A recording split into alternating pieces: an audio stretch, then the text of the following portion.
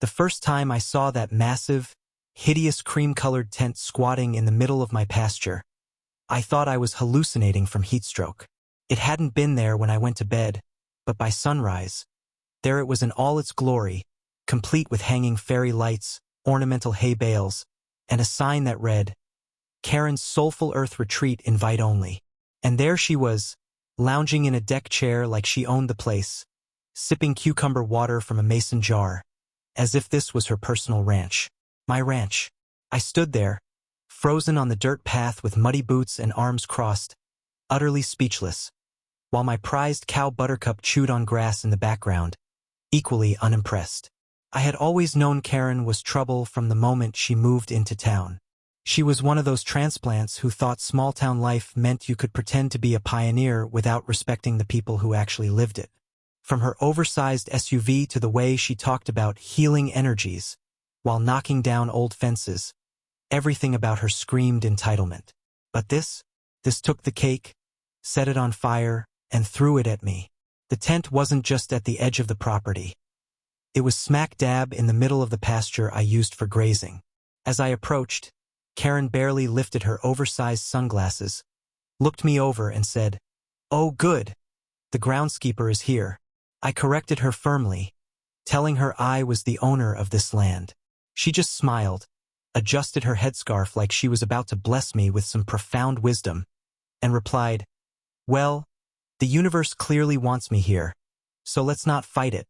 That's when I realized there was no reasoning with her. She continued sipping her cucumber water like this was just some minor misunderstanding, as if pitching a tent on someone else's land and calling it fate was perfectly acceptable. By noon, things got worse. As I finished patching the south fence, a caravan of Karen's guests started rolling in. Expensive SUVs, convertibles, and quirky vans with slogans like "Vibe Higher" and "Wild Moon Sisters" painted on the sides. They piled out, carrying yoga mats, crystals, vegan charcuterie boards, and selfie sticks. I watched as they trampled through my wildflowers, let their kids chase my chickens, and parked right in front of my tool shed like it was their own private driveway. Each step they took seemed to cross another line they couldn't even see. I tried to stay calm, hoping that maybe Karen just needed a reality check and would pack up if I politely asked.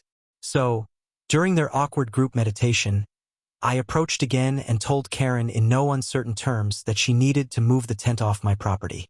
She opened one eye mid-chant, glanced at me like I was the one interrupting some sacred ritual and said, "We're in the middle of something sacred. Could you come back later? Like after the weekend?" "After the weekend?" I repeated, incredulous, as if this were a camping reservation she'd made on some public website. Over dinner, I stewed, pun intended, over her audacity. Karen wasn't just ignorant. She was boldly so. By sunset, my field had turned into a makeshift influencer haven. String lights flickered from the trees, and they had built a little altar right next to Buttercup's favorite grazing spot. One of them had even hung macrame decorations from my fence post, and I caught a few sneaking into the orchard, helping themselves to apples like they'd stumbled onto some whimsical farm Airbnb experience. When I confronted Karen again, she brushed me off like an annoying fly. "This space has such a gentle energy," she said, dismissing me. "You're really throwing off the alignment." I told her she was throwing off my entire grazing schedule, but she didn't care. Worse, she loudly announced during a live stream to her followers that the local farmer was so ungrounded. Karen was acting like I was some grumpy background character in her little rustic fantasy, and it was almost comical how territorial she was getting. But the thing about farmers, especially those like me who've worked the land their entire lives, is that we know every inch of it. The trees, the stubborn rocks, the hidden irrigation lines. As I sat on the porch that evening, watching them sip kombucha under a sky streaked with pink clouds, I remembered the old sprinkler system buried beneath the pasture. Rusty, but still there. Suddenly, the storm warnings on my phone weren't just forecasts. They were an opportunity. My fingers drummed against the armrest as the first spark of an idea took hold. I didn't need to yell, argue, or make a scene. I just needed to let the land do what it did best, and maybe give it a little nudge. If Karen wanted rustic, she was about to get it, and no amount of moonlight rituals would save her silk-draped fantasy from what was coming. The next morning, I woke up before the sun, brewed a strong pot of coffee, and pulled out the old binder where I kept the maps and notes from when my grandfather set up the Pasture's irrigation system. The sprinklers hadn't been used in years, not since I switched to a more efficient setup for the other fields, but I never tore them out. They were still down there, buried like old bones. With a little work, they could still spray water like a fire-breathing dragon. As I flipped through the pages and found the schematic, I could already picture it in my head. Karen's precious silk tent drenched, fairy lights shorting out, and her influencer friends slipping in the mud while trying to salvage their expensive cameras. It wasn't about revenge, not exactly. It was about reclaiming what was mine. If they wanted a rustic experience, they were about to get the full farm treatment. By mid-morning, I was out in the pasture, quietly digging and inspecting the old water lines. Karen and her guests were too busy with their grounding circle to notice. They were lying flat on the grass, humming like off-key lawnmowers, blissfully unaware that just beneath their chakra-aligned bodies, pipes were ready to deliver a surprise. I spent hours patching cracked joints, tightening valves, and adjusting the old timer box. The system wasn't pretty, but it didn't need to be. It just had to work long enough to give them a good soaking. Every time I wiped sweat from my brow and looked over at Karen's group fawning over my goats like they were paid actors in a petting zoo, I found more motivation to keep going. Just before sunset, I tested a small section. A modest puff of water sprayed from one of the old rotors, arcing perfectly over the fence line. I could have danced right there in the dirt. I spent the rest of the evening fine-tuning the system so it would cover the entire tent without hitting the wildflowers at the edge of the property. I wasn't about to punish the land for Karen's nonsense. I was careful, deliberate, and by the time the sun dipped behind the hills, it was all ready. I slept easy that night, knowing the first surprise would come with the morning.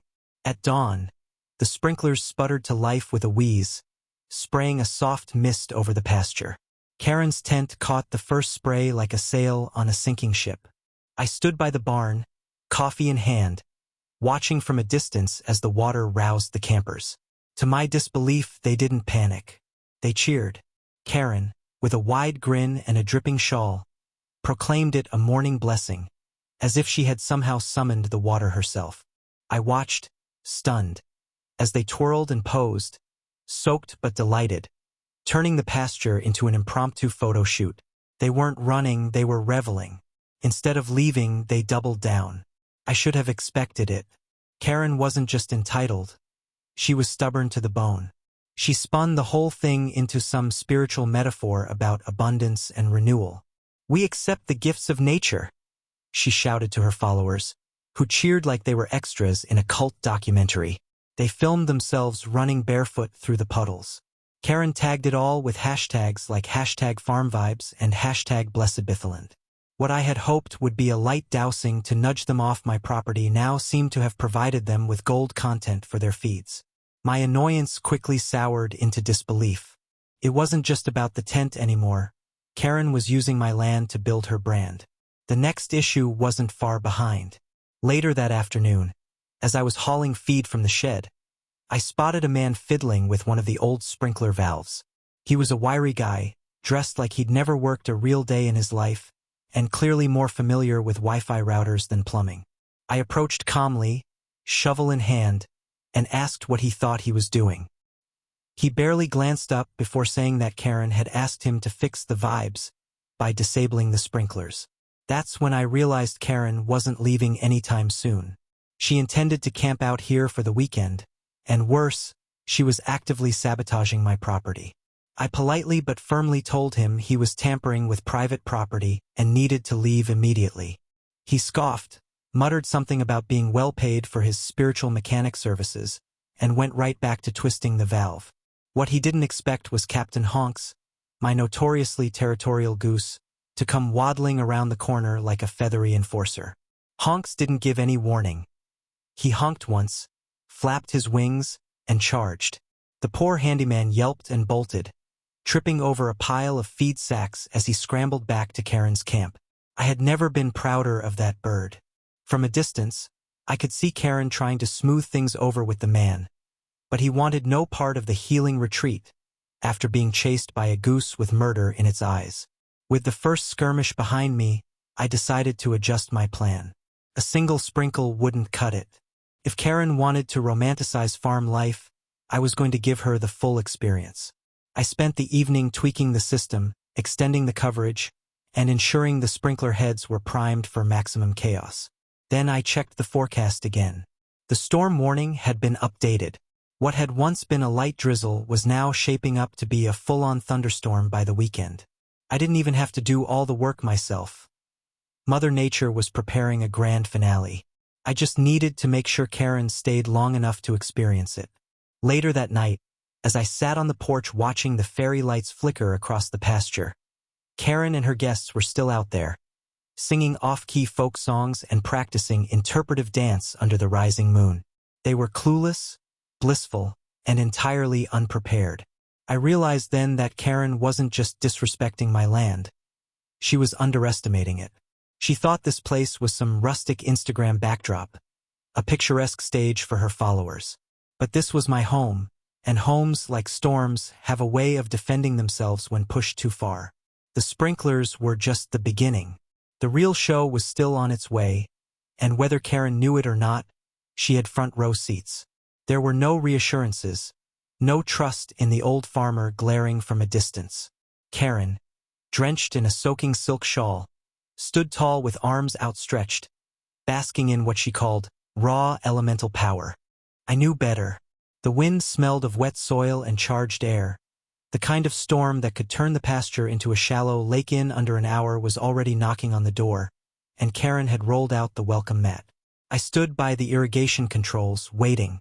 Part of me wondered if I even needed to go through with my plan. Mother Nature seemed more than happy to handle the situation herself. Still, something about seeing Karen there, acting like she was the queen of the county fair, lit a spark in me. I turned the valves slowly, easing the old pipes into motion. The sprinklers sputtered at first, then came to life with full force, flinging wide arcs of icy water across the pasture. The first few guests shrieked and scrambled, holding up yoga mats like pathetic shields. Others, still in full influencer mode, kept filming, convinced this was just another quirky rustic detail to share with their followers. But soon enough, reality set in. The silk-draped tent sagged under the sudden weight of water. The fairy lights fizzled and popped as the water shorted out the cheap wiring. Karen, to her credit, tried to rally the group, claiming this was all part of the ceremony and that the universe was testing their devotion. She twirled, arms raised to the heavens, laughing like a soaked cult leader until one of the tent poles gave way with a loud crack, sending the entire front of the structure slumping forward. The shrieks turned genuine.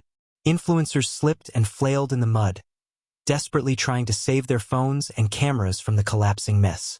And then, almost on cue, the real storm arrived. Thunder cracked so loudly it sounded like a shotgun blast across the hills. Sheets of rain followed immediately, soaking everything in seconds. The sprinklers, still running, added insult to injury, turning the pasture into a choppy, ankle-deep mess of mud and grass. Guests scattered in every direction, slipping, sliding, and crashing into one another as they tried to escape what had become a perfect storm of chaos. I could barely contain myself. I leaned against the barn post, biting my lip to keep from laughing as the scene unfolded like some absurd play. Karen, drenched to the bone, mascara streaked down her face like melted candle wax, still tried to hold the ceremony together. She waved her arms, yelling something about embracing transformation, but the only thing her followers were embracing was the need to get the hell off my land. Some ran for their cars, others tried to gather their things, but most were just struggling to stay upright as the pasture turned into a mud pit. One woman, mid-escape, slipped and landed face first in a puddle, flinging her crystal collection into the air like glitter at a county fair. Another lost a shoe and tried frantically to retrieve it before giving up and sprinting barefoot to her van. Karen finally gave up the charade when a gust of wind ripped her silk tent completely free from its moorings and sent it tumbling across the field like a drunken ghost. Watching her precious centerpiece, her crown jewel of the retreat, blow across the pasture while her followers screamed and slipped in the mud was almost too much. Karen, in full meltdown mode, stomped through the waterlogged field, chasing after the tent while cursing at her guests, the sky, and probably me. She locked eyes with me briefly, standing dry under the barn eaves with my coffee in hand, watching calmly. I tipped my hat. That was all it took. Karen screamed in frustration, slipped, and landed flat on her back in the biggest puddle of them all. The storm didn't let up. If anything, it only got worse, as if the land itself was sick of the nonsense. Within minutes, the entire camp had turned into a wasteland. The carefully arranged hay bales floated like sad little rafts, and the crystal altar had been reduced to a pile. The remnants of the retreat were a chaotic mess. Rocks, mud, and what was left of the influencer caravan, struggling to free their cars from the soggy edges of the pasture. More than one vehicle was stuck, its tires spinning helplessly, only to be pulled deeper into the muck. It was carnage. Glorious, ridiculous carnage. Despite the absolute disaster around her, Karen refused to retreat. She stood, mud-caked and fuming, barking orders no one was listening to. I couldn't hear all of her rant through the wind, but I caught enough. She was threatening to sue, call the sheriff, even go viral in the worst possible way if I didn't somehow fix the weather. I almost laughed at that. I didn't need to lift a finger. The storm had already done all the work. As the night swallowed the hills and the storm raged on, the retreat slowly disintegrated into nothing more than headlights cutting through sheets of rain. Desperate guests, abandoning their influencer dreams, sped away from the disaster they had paid handsomely to be part of. Karen, however, stood alone by the ruins of her tent, soaked and sputtering, clinging to a broken pole like it was the last shred of her dignity. I turned off the sprinklers not out of mercy, but because the job was done. The land had spoken, and it had spoken loud. The next morning, the storm had passed, leaving behind a battered and soggy pasture that looked more like a battlefield than a retreat site.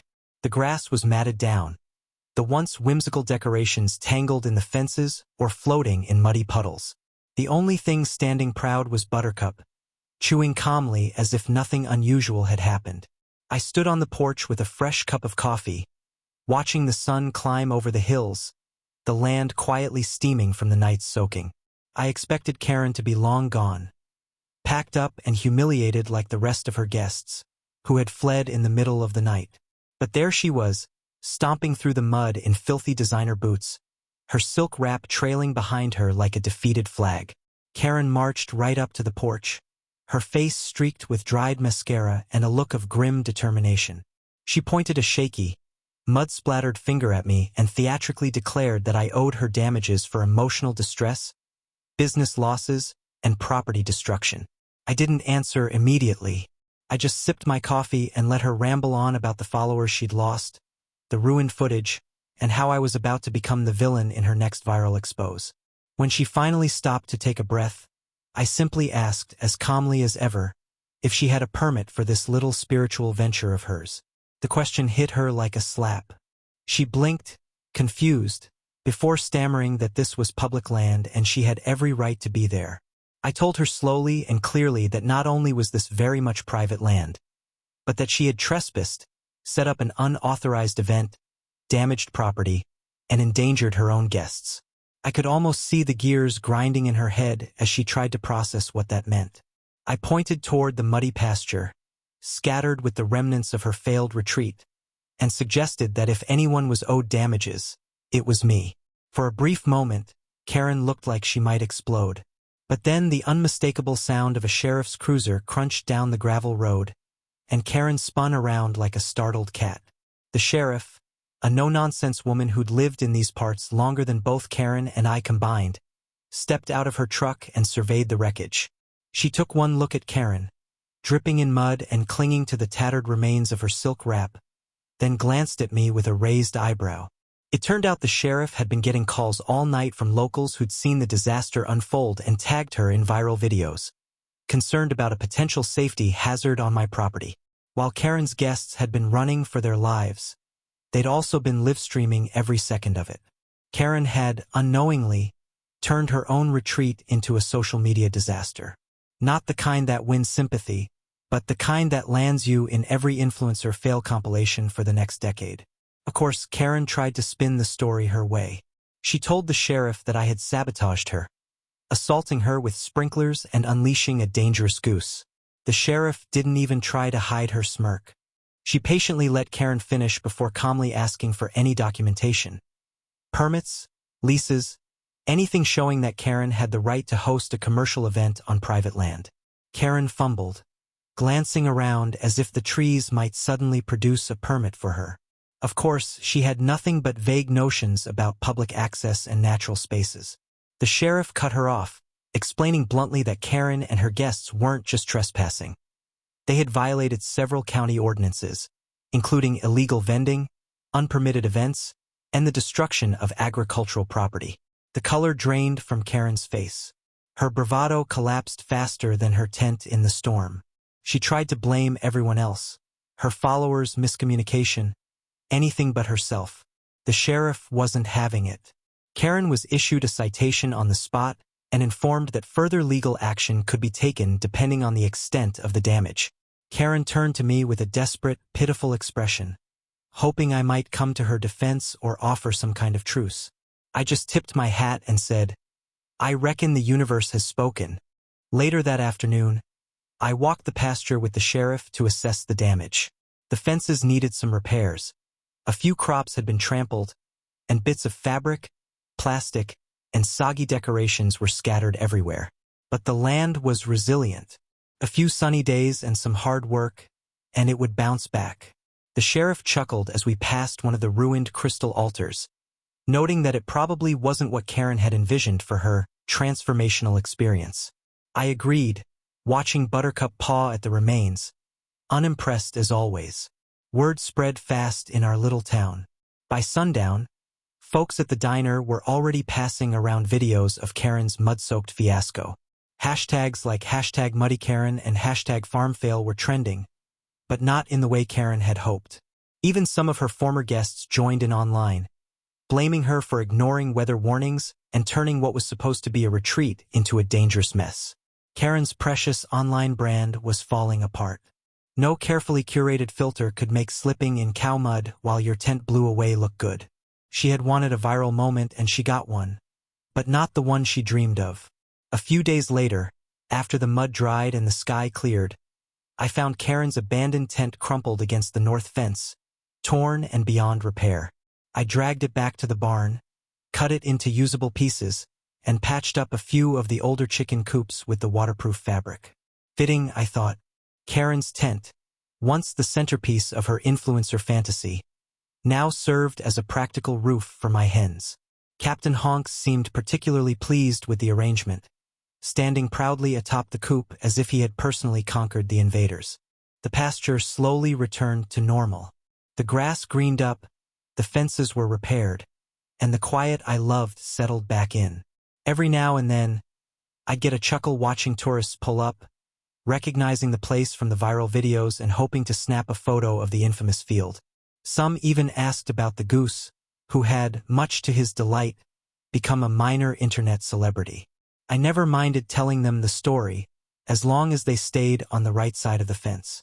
As for Karen, she left town quietly not long after.